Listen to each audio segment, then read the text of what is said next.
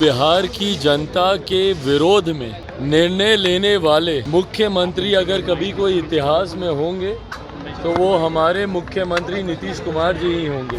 सिर्फ वो अति पिछड़ा विरोधी ही नहीं, दलित विरोधी ही नहीं, पूरी बिहार की जनता के विरोध में। आज तक मुझे बता दीजिए ना भैया, मुख्यमंत्री जी ने बिहारियों के हित में कौन से कार्य किए।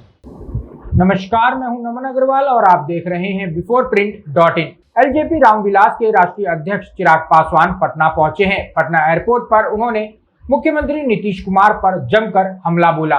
नगर निकाय चुनाव रद्द होने को लेकर चिराग पासवान ने कहा कि नीतीश कुमार अति पिछड़ा विरोधी नहीं, बिहार विरोधी हैं।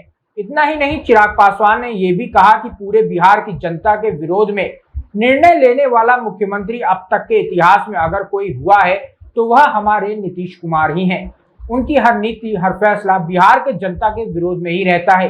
अगर बीजेपी उन पर आरोप लगा रही है तो मैं कहूंगा कि नीतीश कुमार सिर्फ अति पिछड़ा विरोधी नहीं बल्कि दलित विरोध में युवा विरोधी भी हैं।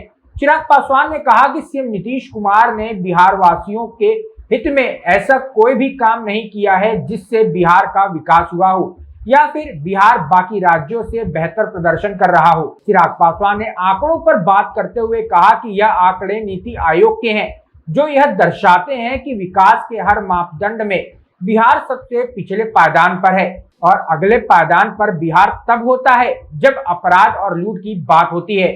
पहले सुनिए कि नीतीश कुमार को लेकर क्या कुछ बोल रहे हैं चिराग पासवान। विरोधी है नीतीश कुमार, सुप्रीम कोर्ट भी जाएंगे क्या? भाई, नीतीश कुमार जी अति पिछड़ा विरोधी ही नहीं, बिहारी विरोधी हैं।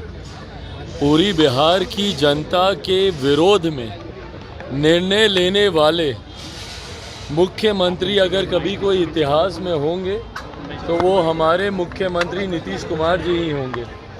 उनकी हर नीति, हर फैसला बिहार की जनता के विरोध में ही रहता है, इसमें कहीं कोई शक नहीं है।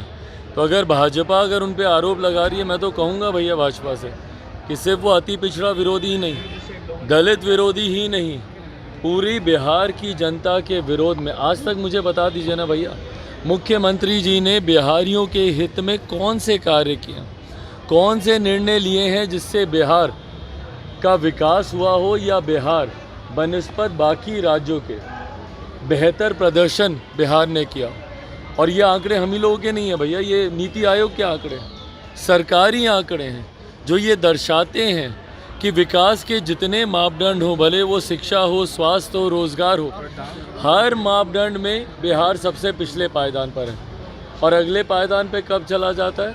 जब बात होती है अपराध और भ्रष्टाचार की। तो यकीनन ये बातें जब उठ कर आती हैं, युवा विरोधी नहीं है मुख्यमंत्री नीतीश कुमार जी। क्या किए हैं भैया युवाओं के लिए आज तक?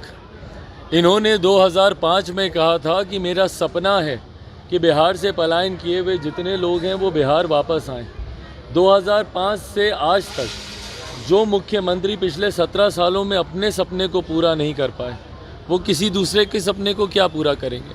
तो ये तमाम परिस्थितियाँ जिस तरीके से बिहार में उत्पन्न हो रही हैं, ये दर्शाता है कि जब तक मुख्यमंत्री नीतीश कुमार जी प्रदेश के नेतृत्व करते रहेंगे तब तक प्रदेश का विकास होना असंभव है।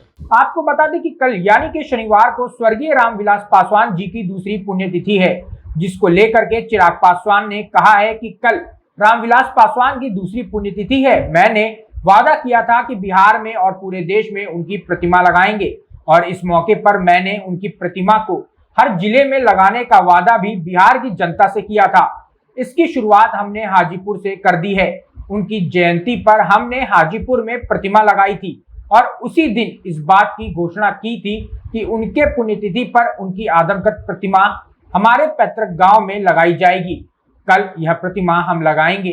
बिहार में 2 रणनीति रहेगी। भाई, आप सबकी जानकारी में है कि कल बिहार संसदीय बोर्ड की बैठक हुई है। हमारे बोर्ड के अध्यक्ष आदरणीय हुलास पांडे जी के नेतृत्व में ये बैठक की गई है।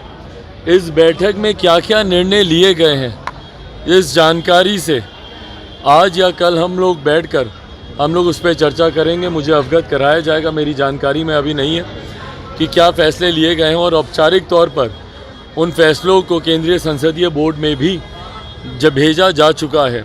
बहरहाल, आप सब जानते हैं कि कल मेरे नेता, मेरे पिता आदरणीय रामविलास पासवान जी की दूसरी पुण्यतिथि है। कल उनको गए हुए 2 साल हो जाएंगे और ये 2 साल लोक जनशक्ति पार्टी रामविलास मेरे लिए, मेरे परिवार के लिए कई मायनों में कठिन साल ये रहे।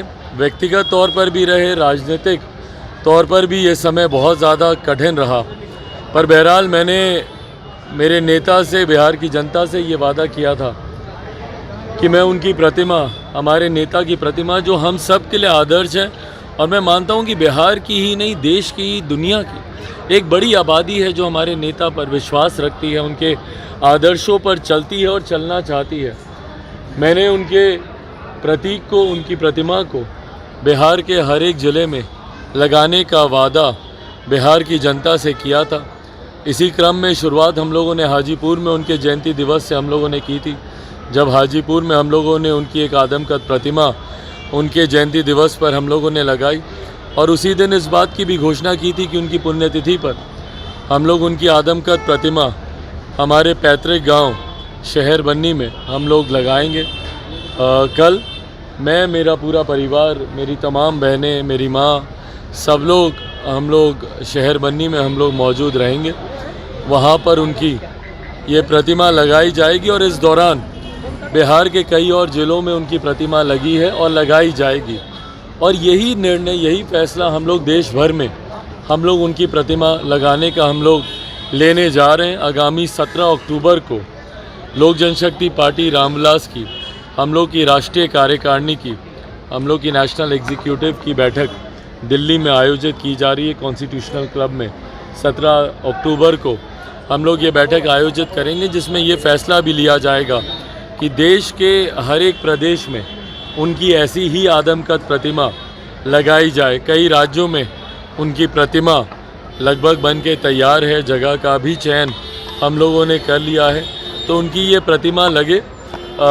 ये जिम्मेदारी, देखिए, प्रतिमा लगाना महज किसी को सम्मान देने मात्र भर ही सीमित नहीं रहता है। प्रतिमा जब लगती है तो आने वाली पीढ़ी उस प्रतिमा को देखकर उनसे सीख लेती है, उनके किए गए कार्य को याद करती है। मैंने ये उम्मीद की थी कि संभवतः राज्य सरकार, भाई हमारे प्रदेश के बड़े नेताओं में से एक, मेरे पिता है मैं इसलिए नहीं बोल रहा, पर हकीकत है, हमारे प्रदेश के बड़े नेताओं में से एक हमारे नेता आदरणीय रामविलास पासवान जी रहे। 2 बार उनका नाम Guinness book of world record में दर्ज किया गया। जयप्रकाश जी के साथ जिस तरीके से छात्र आंदोलन को उन्होंने बल देने का काम किया, समाजवाद के तौर पर जिस तरीके से समाजवादी पृष्ठभूमि को मजबूत करने का काम उन्होंने किया, सामाजिक न्याय की लड़ाई लड़ने का उन्होंने काम किया, और जिस जिस विभाग में गए भैया, उस विभाग के माध्यम से देश के ही, बिहार के ही नहीं, देश के गरीब, वंचित, शोषित लोगों के लिए उन्होंने निरंतर काम करने का उन्होंने प्रयास किया। ऐसे में मुझे उम्मीद थी कि राज्य सरकार और हमारे मुख्यमंत्री नीतीश कुमार जी उनके लिए कुछ उनको सम्मान देने के लिए करते। अगर वो स्मारक नहीं भी अगर उनके लिए बना पाते, उनके नाम पर कोई घोषणा नहीं भी कर पाते, तो कम से कम उनकी एक प्रतिमा बिहार में वो ज़रूर लगाने का काम करते। पर जिस तरीके से राज्य सरकार ने पूरी तरीके से उदासीन रवैया दिखाने का काम किया हमारे नेता आदरणीय रामविलास पासवान जी के प्रति, इससे हमारे नेता के समर्थकों में एक घोर निराशा है। और इसीलिए उनके जाने के बाद भैया 1.5 साल तक हम लोगों ने इंतज़ार किया कि राज्य सरकार कुछ करेगी, पर जब इन लोगों ने नहीं किया तो ये फैसला उनकी प्रतिमा हर एक जगह लगाने का हम लोगों ने किया। इसी क्रम में कल हम लोग शहर बन्नी में प्रतिमा लगाने जा रहे हैं। और जो सवाल आपने किया कि भाई चुनाव को लेकर, कल के बाद बैठकर संसदीय बोर्ड के साथ उन्होंने क्या फैसले लिए हैं, उसके ऊपर औपचारिक चर्चा करके विधिवत चुनाव को लेकर घोषणा की जाएगी। भाई जैसा मैंने कहा कि औपचारिक घोषणा परसों की जाएगी। अगर आपको हमारा वीडियो पसंद आया हो तो इसे लाइक करें, सब्सक्राइब करें और साथ ही बेल आइकन दबाना ना भूलें।